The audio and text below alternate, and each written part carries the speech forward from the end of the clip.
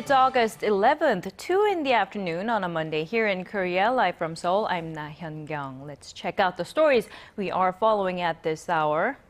The annual ASEAN Regional Forum in Myanmar closes without much progress. North Korea is still unwilling to give up its nuclear ambitions. The United States conducts more airstrikes against Islamic militants in Iraq. Washington-backed Kurdish troops reportedly recaptured large parts of northern Iraq. And another three-day truce between Israel and Palestine goes into effect in Gaza. They will try to find a more durable solution for the region through Egypt-mediated negotiations. And we begin with the ASEAN Regional Forum in Myanmar, which came to a close on Sunday. Top foreign diplomats in the ASEAN region have spoken with one voice in urging North Korea to end its missile and nuclear threats. But Pyongyang is not backing down. Our Foreign Ministry correspondent Hwang Seung-hee reports. The foreign ministers at this year's ASEAN Regional Forum in Myanmar lobbed strong criticism at North Korea over its recent string of provocations, which include missile launches and threats of another nuclear test. The top diplomats urged Pyongyang to adhere to the UN Security Council resolutions. Most foreign ministers agreed that tensions on the Korean peninsula stem from North Korean threats and its nuclear weapons development, and said it was a grave violation of UN Security Council resolutions. But Pyongyang repeatedly justified its nuclear weapons program, blaming what it calls Washington's hostile policies and its joint military exercises with Seoul. Our nuclear deterrence exists because of the United States' endless hostile policies, its military pressure and nuclear threats that date back over 50 years. While the top diplomats from the two Koreas did not hold individual talks, North Korea did engage in bilateral meetings with Japan and China. Seoul, Washington, and Tokyo vowed to take a stronger and more coordinated stance against Pyongyang. But with no breakthrough deals reached at the ASEAN Forum, the possibility of fresh tensions on the peninsula remains, especially with the start of joint military drills between South Korea and the U.S. on August 18th. Hwang Seung-hee, Arirang News. Meanwhile, on the sidelines of that ASEAN Regional Forum, U.S. Secretary of State John Kerry urged China to take further measures to ease tensions over maritime disputes in the Asia-Pacific region. Speaking to his Chinese counterpart Wang Yi over the weekend, Kerry called on Beijing to manage maritime conflicts in the South China Sea based on international law. The Chinese minister, however, rebuffed Kerry's proposal, saying Beijing needs to protect its regional sovereignty.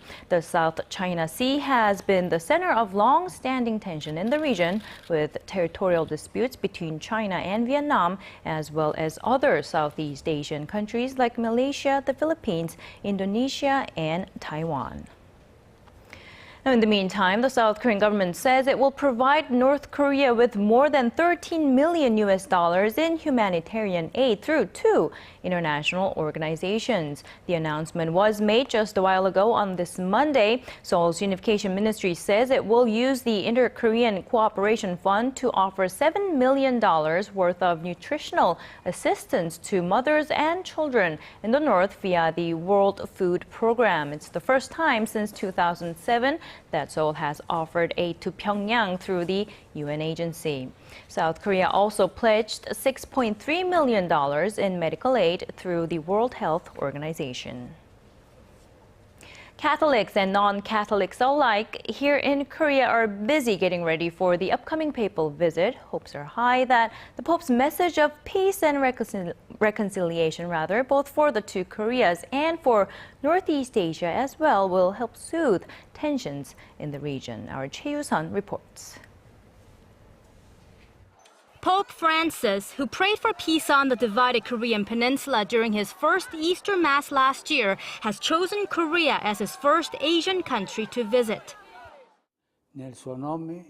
I will come visit you with happiness to share the gospel of love and hope in the name of Christ. The Pope's message of peace and reconciliation at the final Mass of his trip could offer a breakthrough in strained inter-Korean ties at a time when the two Koreas are hoping to confirm North Korea's participation at the upcoming Asian Games in the South Korean city of Incheon. Attention also turns to President Park Geun-hye's Liberation Day speech on Friday. Having recently launched a reunification preparatory committee, the South Korean president is expected to seek better relations with the North and perhaps even propose a new round of inter-Korean family reunions or high-level government talks. But Pyongyang's nuclear threats against Seoul and Washington's annual military drills later this month could negatively affect such efforts. Reflecting his dedication to the marginalized and those who are suffering, Pope Francis plans to console during his trip the aging Korean victims of Japan's forced sexual enslavement during wartime. Although the Pope will refrain from political intervention, his talks with former sex slaves, as well as with President Park, are hoped to renew efforts to better ties between the two regional neighbors. Choi Yu-sun, Arirang News. And various roads in central Seoul will be closed this week ahead of the much-anticipated visit of Pope Francis. The Pope is scheduled to be in Seoul on Saturday, August 16th, to attend a beatification mass. The Seoul Metropolitan Government says access will be restricted to some roads around Gwanghwamun Square starting today and will be extended during the week. On the day of the mass, major roads around the square will be totally closed off. Bus routes will also be adjusted and subway trains will not stop at Gyeongbokgung Station, Gwanghwamun Station, and City Hall Station on the day of the ceremony.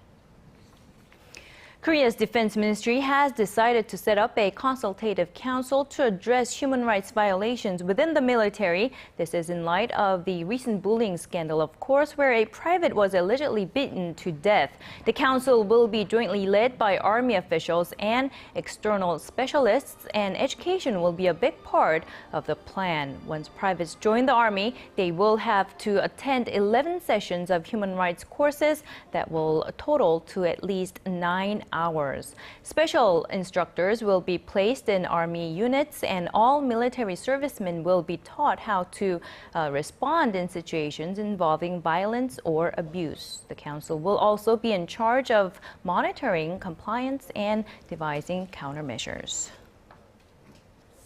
Now, Korea is increasingly seeing many more foreign-made cars on the streets, European cars in particular, compared to a couple of years ago. Analysts say it shows a shift in preference for Korean drivers. Song Ji-sun explains. European cars now account for 4 out of every 5 foreign cars shipped to Korea.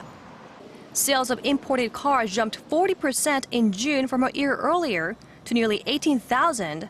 To grab a 15% share in the Korean auto market for the first time, according to Korea's Auto Importers and Distributors Association.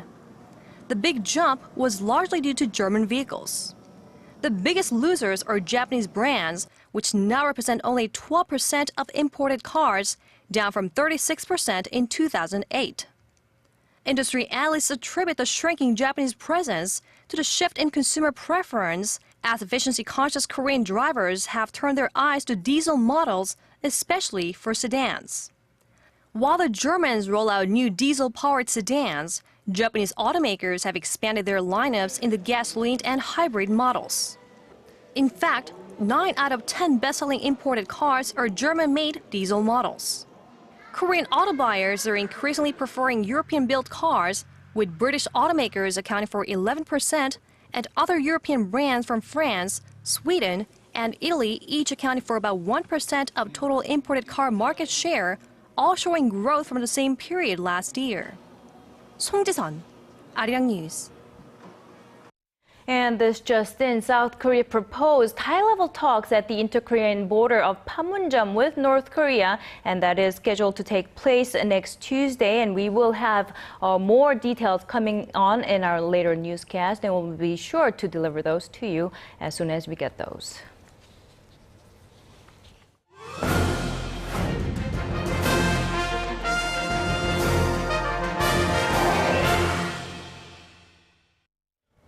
Now, if you live in Korea, you will know that the most widely used messenger application is KakaoTalk. But if you look further, you will notice that Korea's Line is a bit more popular in neighboring countries. And our Yoo tells us the company, which is a subsidiary of Korea's largest portal Naver, is turning its eyes to look even further. From cups and credit cards to coffee cans and even subway trains.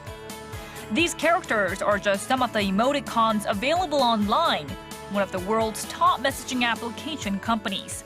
The Korean firm has amassed over 400 million users, mostly in Asia. And Line believes these emoticons, so-called stickers, that have been localized to different cultures, have been key to their success. In the Islamic cultural area, there's Ramadan, so we made characters that look hungry. For countries like Brazil and Turkey, we made our characters look more muscular because our cutesy characters aren't popular there. The exploding popularity of these stickers has given birth to a wide range of spin-off merchandise, and offline stores are popping up around Asia, with Seoul being no exception. This is Coney the Rabbit, a mascot for Line, and it's the popularity of characters like this that has made the store a major tourist destination. It's taken sales per day up to $15,000. And now Line is aiming to take a leap further into the US and European markets. It's preparing to list its shares in Tokyo and is also considering New York as it tries to get the financial backing it needs to take on its rival Tencent's WeChat or Facebook's WhatsApp. And their prospects are looking pretty good. Line has caught up to Twitter by 90% in terms of sales and about 70% in terms of users. At this rate, Line may be valued at $28 billion by early next year and exceed Twitter's market value. But for all the hype, some still warn that Line has yet to prove its successful formula outside of Asia. There's an obvious bubble, and you could even call it the Line bubble. Either its stock could stabilize on the back of strong growth, or it could burst and their stock would plunge. Analysts say the next few years will be decisive in the global messaging market as users tend to stick to the most widely used app. Line says it will focus on expanding its user base from continent to continent, hoping its culture-centric characters will win the hearts of new users. Yoo-Rian, Arirang News. In the year 2012 for Korea was at its record high. All of the day's important events close to home and around the world. Join Na Hyun-kyung live from Seoul. Shopping market thinks the true meaning of creation shines through. Washington's airstrikes in Iraq, the deepest U.S. involvement in the region since 2011, are helping Kurdish troops fight back against Islamic State militants. Iraqi Prime Minister, who is partly blamed for the crisis, is refusing to give up power. Our Shin Se-min has the latest. Iraqi Prime Minister Nouri al-Maliki is not denying calls to step down. He's taking in. During a speech on state television Sunday, Maliki said he will not drop his bid for a third term in office and intends to file a complaint against Iraq's new president for violating the constitution for political gains. Maliki claims President Fouad Massoum failed to name a prime minister from the country's largest parliamentary faction by a deadline on Sunday. The calls have grown louder for Maliki to step aside in favor of someone who can bring the nation together in the face of the growing threat posed by Islamic State militants. The United States launched a fourth round of airstrikes on Sunday in northern Iraq, helping Kurdish troops recapture large swaths of land there. But other towns remain in militants' hands, including Makamar district, which is a short distance from Erbil, the capital of the Kurdistan region. Islamic State militants have so far killed at least 500 members of Iraq's Yazidi minority, including women and children, according to an Iraqi government minister on Sunday. Some 20,000 refugees who were trapped on Mount Sinjar have been rescued and moved to the Iraqi-Syrian border. Aside from the airstrikes, the Obama administration says it'll continue to push for an inclusive Iraqi government capable of handling the situation by itself. Shin Se-min, Arirang News. And over in Gaza, a new 72-hour truce is in effect after Israel and Palestinian factions agreed to the Egyptian-brokered humanitarian truce. Indirect negotiations are set to resume in Cairo on this Monday with hopes that both sides can lay out conditions acceptable enough for a sustainable peace deal in the Middle East. Son Jung-in has this story. Israel on Sunday accepted a new Gaza ceasefire proposed by Egyptian mediators. Earlier in the day, the Palestinian delegation in Cairo, which includes Hamas, also said it accepted Egypt's call for commitment to a 72-hour ceasefire and to resume talks on a more comprehensive agreement to end the fighting. The ceasefire is expected to create the atmosphere to resume humanitarian aid, as well as indirect talks through Egypt to reach a more lasting pause. The move comes as hostilities between Israel and Hamas resumed over the weekend when a previous three-day ceasefire expired. Israel walked away from talks saying it would not negotiate under fire, while Hamas threatened to leave if Israel remained entrenched in its positions. The Egyptian Foreign Ministry said the new temporary ceasefire was intended to facilitate the flow of humanitarian aid into Gaza. It also urged both sides to use the truce to resume indirect negotiations immediately and work towards a complete and permanent ceasefire agreement. The over month-long conflict has so far left nearly 2,000 Palestinians dead and 10,000 injured. Israel has lost some 70 soldiers and 3 civilians to the war.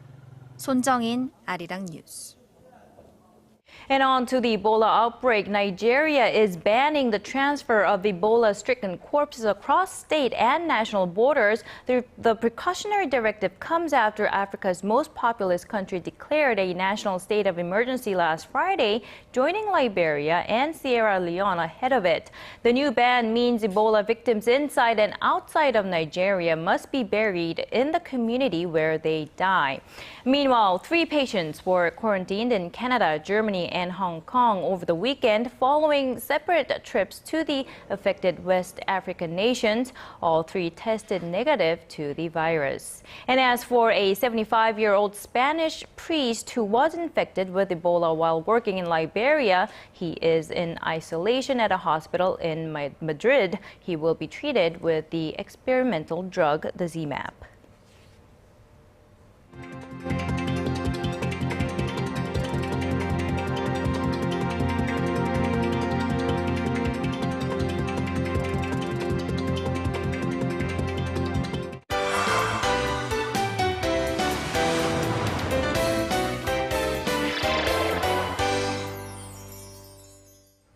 Over the weekend in Los Angeles, there was a huge K-pop festival known as KCON. Top Hallyu stars such as G-Dragon, Teen Top, and B1A4 were there, but apparently it wasn't just the stars showing off their glamorous moves. Kim Min-ji takes us to the scene. Dancers passionately show off their sleek moves in step with their favorite K-pop music. This is KCON, North America's largest Hallyu or Korean Wave festival, which ran this past weekend in Los Angeles. The event, the third of its kind, drew some 20,000 fans. K-pop is basically like my life. Every single day it's always K-pop, K-pop, K-pop. Those in attendance got a chance to try Korean foods and even receive makeovers to look just like their favorite K-pop stars such as Tiffany from Girls' Generation. I'm so excited that my hair looks like Tiffany's. I'm a huge fan of hers. K-pop stars wave enthusiastically as they're greeted by the screams of joy from fans eager to get a glimpse of their beloved heroes in person. More than 100 Korean companies such as airlines and automakers joined the event to promote Korea. 3 dozen small and medium-sized companies also took part, including cosmetic companies who saw a golden opportunity to promote their products. I think American makeup, most girls tend to cake on the makeup, but Korean beauty is just more about looking natural and showing your natural beauty. The festival reached its climax with spectacular performances by G-Dragon and IU. KCON is no longer just a Hallyu festival, but also a means to drive economic growth. The event is expected to create an economic effect of over $260 million. Kim Min-ji, Arirang News. So we can see that K-pop is still going strong, but today our Yim Yoonhee joins us with something a little different. And today we're going to take a look at the choral music of Korea, apparently. Good afternoon, Yoonhee. Good afternoon, right. So choral music is actually quite popular here in Korea and quite successful as well. Some of the groups have really gone on to make a name for themselves on the global choral music map. And so the International Federation for Choral Music was established in 1982, and they wanted to create a platform for these global choral groups to share ideas with each other. And from there, the symposium, the World Symposium on Choral Music, was established, and it sat down this week in Seoul. Take a look.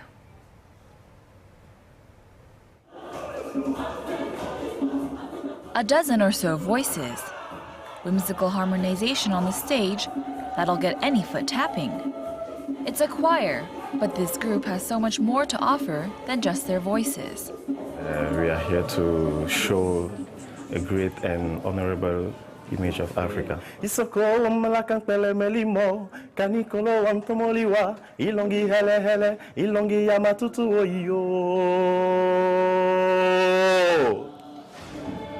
International Federation for Choral Music has put together the World Symposium on Choral Music, held every 3 years, where they aim to use the universality of the choir to mend gaps between nations. The location of the symposium changes every time in order to include the many participants, and this year's has touched down in Seoul, each country bringing with it works composed under the theme of healing and youth. So we've asked each choir to prepare programs that talk about this theme in different ways. Some places, may talk about how healing is done through music and about how you are healing the sick. Other people have taken it as a theme about world peace and healing the world. So it's gone in many, many different ways.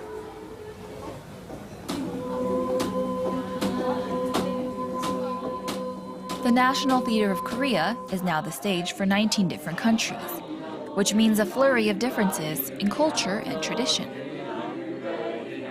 And while the goal of the symposium is to create harmony in the world, the diversity is very much welcomed, as it gives people a chance to share their heritage and customs through the songs of their people. Norway has very many mountains and valleys, so that means it's different traditions were evolving in one valley, and then the next valley had something completely different. So it is a very rich and very diverse tradition, and I believe it is a fantastic treasure that Norway has. So I'm very happy to be able to present it here in the other side of the world. As the host nation, Korea also has a great deal to offer to the symposium. There's strong support for choral music in Korea, and as a result, the art has flourished, with hundreds of choral groups found across the nation. And this year's theme of healing and youth comes at a much-needed time when Korea is still in mourning from the Seoul ferry accident, where most of the victims were still in their youth. One of the pieces that I have programmed is a work called Requiem, as we sing this in honor of those who've been lost, but especially for comfort for those who mourn their loss. And we hope that this music will bring that to all of our delegates, but also to the wonderful people of Korea.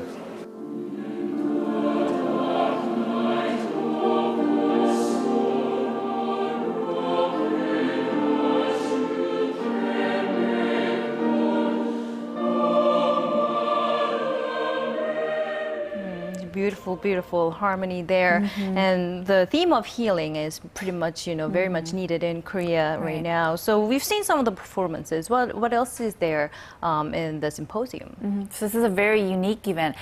So this year alone, they attracted over 1,000 different musicians, choral musicians from around the world. So on top of beautiful performances, they're also going to be having lectures and seminars given or hosted by some of the world's top choral musicians. And so a very unique event for those attending.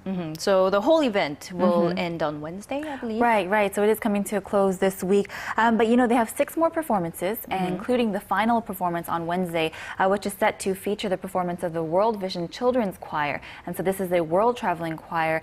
Beautiful to see. You know, I highly recommend attending, if not that performance, but any of these performances, because you know, it's not your neighborhood choral group. It's a, you know, a world-renowned group, you know, who was very proud of their work, very proud of their country, very proud of what they do. And so you could really see that passion and feel it. And so, you know, a really good event that only comes around once in every 3 years, and you know, it's right here in Seoul. Okay, all right. Thank you very much, Yoonhee, for your report today. Always a pleasure.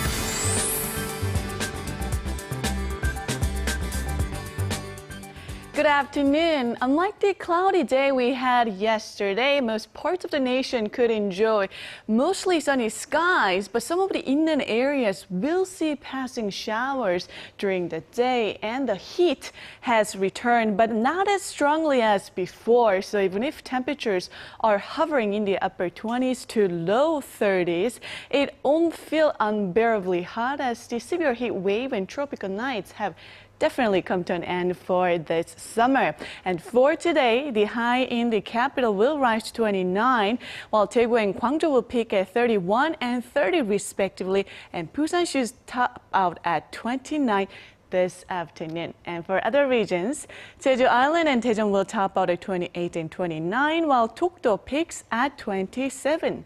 And for the weather outlook here in Seoul, the first half of the week is looking warm and mostly sunny, but as we head into the end of the week, the clouds and showers will overtake the peninsula. Well, that's all for me today. Hope you have a wonderful rest of the day. All right, thank you, Jihyun. That's all I have for now. Thank you for watching. I'll be back with more at 4 p.m. Korea time.